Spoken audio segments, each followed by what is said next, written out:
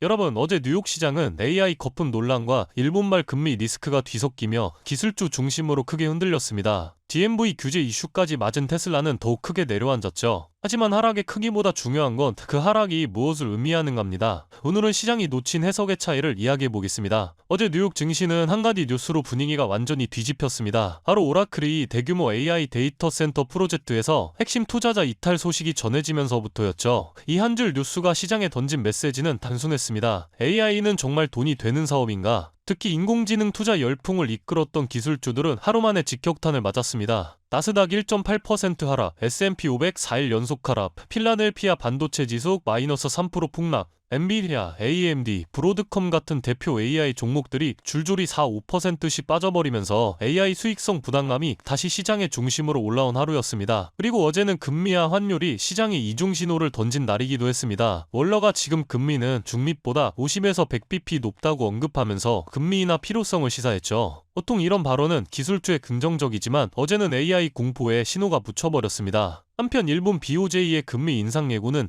전세계 위험자산 시장을 흔드는 또 다른 요인이었습니다. 일본에서 사실상 제로금리 차입에서 미술 기술투 투자로 이어졌던 엔캐리 자금이 청산될 수 있다는 우려가 커지며 나스닥과 가상자산의 매도세가 한꺼번에 들어왔습니다. 이 두 가지가 결합되며 기술주 중심의 시장 급락이 연출된 겁니다. 오라클은 단순히 마이너스 5% 하락한 것이 아니라 AI 생태계 전체를 뒤흔든 트리거였습니다. 블루아울 캐피털의 투자 철회, 캐페츠 대비 수익성 불확실성 제부가 AI 비즈니스 모델이 과대평가되었다는 우려 확산, 이 여파는 반도체 섹터로 번졌습니다. 엔비디아 마이너스 3%, AMD 마이너스 5%, 브로드컴 마이너스 4%, 그리고 테슬라도 여기서 자유로울 수 없었습니다. 로보택시 기대가 AI 모멘텀 덕을 봐온 주식이기 때문이죠. 정규장에서 테슬라는 마이너스 4%대까지 하락했습니다. 테슬라는 시장 하락만으로 설명할 수 없는 하락폭을 보였습니다. 그 결정적 이유가 바로 캘리포니아 DMV의 규제 리스크가 있었죠. DMV는 판결문을 통해 테슬라의 오토파일럿 FSD 마케팅이 소비자에게 오해를 불러일으킬 소지가 있다고 판단했습니다. 이 내용이 시장에 급속도로 퍼지면서 일부 언론은 자극적으로 이렇게 표현했죠. 테슬라 캘리포니아 판매 정지 가능성. 이 표현이 시장을 크게 흔들었습니다. 투자자들은 단 하나만 생각했죠. 만약 로보택시 시대를 앞두고 판매 정지가 현실화된다면 그 순간 테슬라의 모든 미래 가치가 흔들리는 것처럼 느껴진 겁니다. 그런데 중요한 건 바로 다음날 나온 기사였습니다. 테슬라는 캘리포니아에서 판매 중단은 전혀 사실이 아니라고 공식 반박했습니다. 정상 영업 중이며 단 한 명의 소비자도 문제 제기를 한 적 없고 DMV 역시 즉각적인 판매 정지 명령을 내리지 않았다는 것. 즉 이번 조치는 판매 정지가 아니라 90일의 용어 수정 기간을 주는 유예 조치라는 뜻입니다. 시장의 공포는 과했던 것이죠. 어제 시장은 AI 공포, 엔캐리 청산 우려, 그리고 DMV 규제 이 세 가지 충격이 한꺼번에 터지면서 테슬라의 매도세가 집중됐습니다.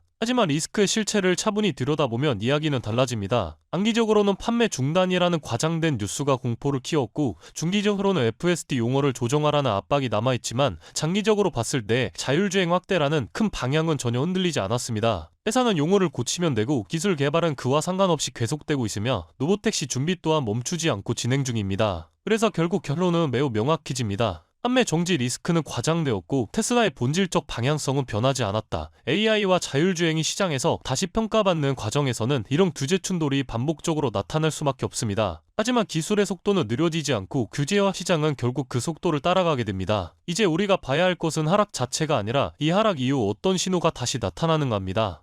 그렇다면 여러분들은 지금 주식 시장에서 수익을 내고 계신가요? 우리는 어떻게 해야 이런 불확실한 시장 속에서도 안정적으로 큰 수익을 얻어갈 수 있을까요? 눈에 띄는 대장주 M7 같은 종목들은 이미 너무 많이 상승한 뒤이기 때문에 앞으로는 진짜 큰 돈을 벌기 쉽지 않습니다. 진짜 기회는 그 대장주들 뒤에서 움직이는 수혜 종목에서 발생하는데요. 이런 종목들은 시가총액이 작기 때문에 비교적 소액으로도 접근이 가능하고 리스크 관리 또한 용이하죠. 즉 적은 자금으로도 큰 수익을 노릴 수 있는 구조입니다. 그런데 지금 시장을 움직이는 가장 큰 힘은 단순히 금리나 유동성이 아닙니다. 바로 미중 무역전쟁의 임합, 전략자원 전쟁이 시작됐기 때문이에요. 중국이 반도체에 이어 히토류 수출을 통제하기 시작했고 미국은 이에 맞서 자국 내 히토류 생산 라인을 재건에 나섰습니다. 단순히 정치적 갈등을 넘어서 AI, 전기차, 방위산업까지 직결된 신냉전형 공급망 전쟁입니다. 가장 대표적으로 눈에 띄었던 건 바로 히스토르 전쟁의 중심에 선 MP 머티리얼스 디커였습니다. 미국 국방부와의 공급 계약이 발표되자 3개월 만에 주가가 6배 이상 폭등했고 거래량은 평소에 10배 이상 터졌어요. 1,000만원만 넣었어도 6,000만원. 이게 바로 시장이 움직이는 타이밍입니다. 이런 종목들을 한번 불이 붙으면 정말 불도저처럼 밀어올립니다. 왜냐면 시장의 자금은 테마에 몰리기 때문이에요. 하지만 여러분, 중요한 건 여기서 끝이 아닙니다. 한두 종목이 폭등하고 끝나는 이야기가 아니라 산업 전체의 판이 바뀌는 신호라는 점이에요. 히토르 전쟁의 불길은 이제 리튬, 니켈, 코발트 같은 2차 전지 원자재까지 번지고 있습니다. 이미 티커와 LAC 같은 대장은 너무 멀리 가버렸지만 그 뒤를 따르는 진짜 수혜주들은 아직 초입에 있습니다. 히토르 자석을 제조하는 기업이나 리튬 정제를 담당하는 2차 밸류체인 혹은 이 자원을 기반으로 한 방산 전기차 부품 기업들이요. 이런 기업들은 아직 시총이 작고 조금만 자금이 들어와도 급등 파동이 나올 수 있습니다. 테슬라나 엔비디아 같은 재무가 탄탄한 기업에 중심을 잡고 이러한 기업들의 분산 투자하셔야 보다 더 큰 수익을 얻어가는 겁니다. 지금 시장은 분명히 움직이고 있습니다. 하지만 대부분의 개인 투자자들은 이 거대한 판이 어디로 흘러가는지조차 모른 채 뒤늦게 따라붙고 있어요. 진짜 돈은 먼저 움직이는 사람의 몫입니다. 그래서 제가 이번에 직접 현재 이 전략자원 전쟁 속에서 가장 강하게 수급이 몰리게 될